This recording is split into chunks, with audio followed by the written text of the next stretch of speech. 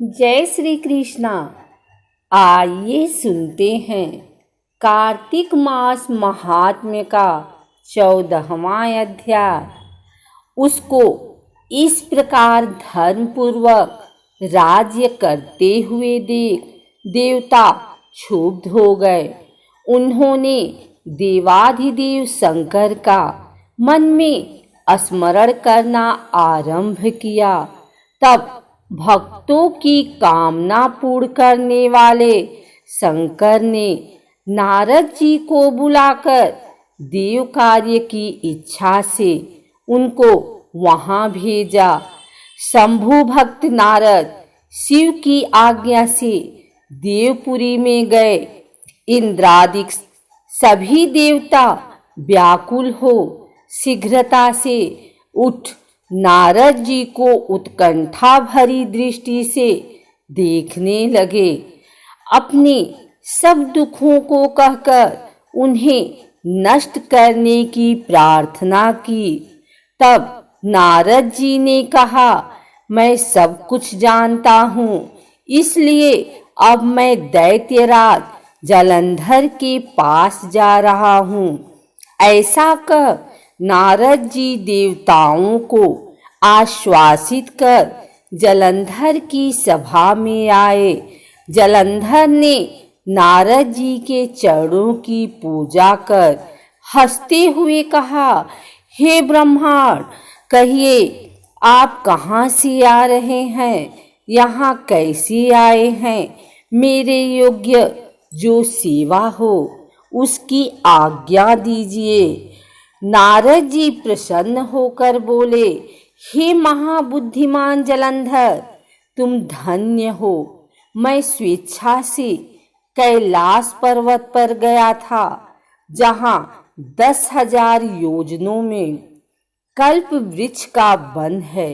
वहाँ मैंने सैकड़ों कामधेनुओं को विचरते हुए देखा तथा यह भी देखा कि वह चिंतामणि से प्रकाशित परम दिव्य अद्भुत और सब कुछ सुवर्णमय है। मैंने वहाँ पार्वती के साथ स्थित शंकर जी को भी देखा, जो सर्वांग सुंदर गौरवर्ण त्रिनेत्र और मस्तक पर चंद्रमा धारण किए हुए हैं।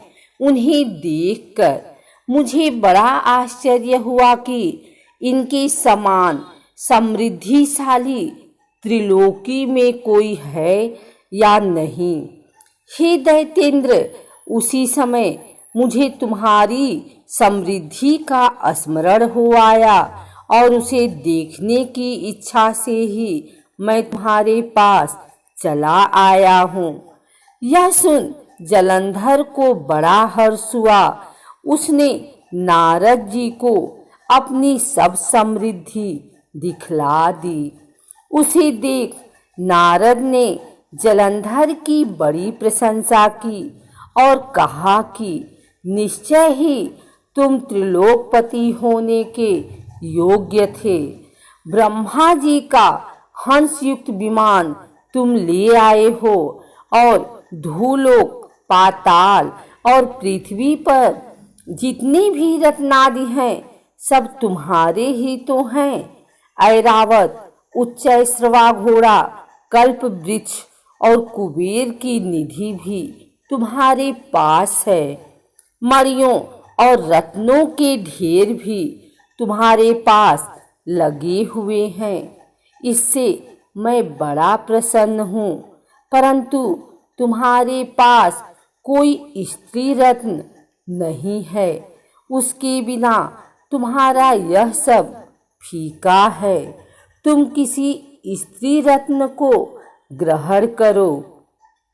नारद जी के ऐसे वचन सुनकर दैत्यराज काम से व्याकुल हो गया। उसने नारद जी को प्रणाम कर पूछा कि ऐसी स्त्री कहाँ मिलेगी जो सब रत्नों में श्रेष्ठ हो। नारद जी ने कहा, ऐसा रत्न तो कैलाश पर्वत में योगी शंकर के ही पास है। उनकी सर्वांग सुंदरी पत्नी देवी पार्वती बहुत ही मनोहर हैं। उनके समान सुंदरी मैं किसी को नहीं देखता। उनके उस रत्न की उपमा तीनों लोकों में कहीं नहीं है। देवर्षि उस दैत्य से ऐसा कहकर देव कार्य करने की इच्छा से आकाश मार्ग से चले गए।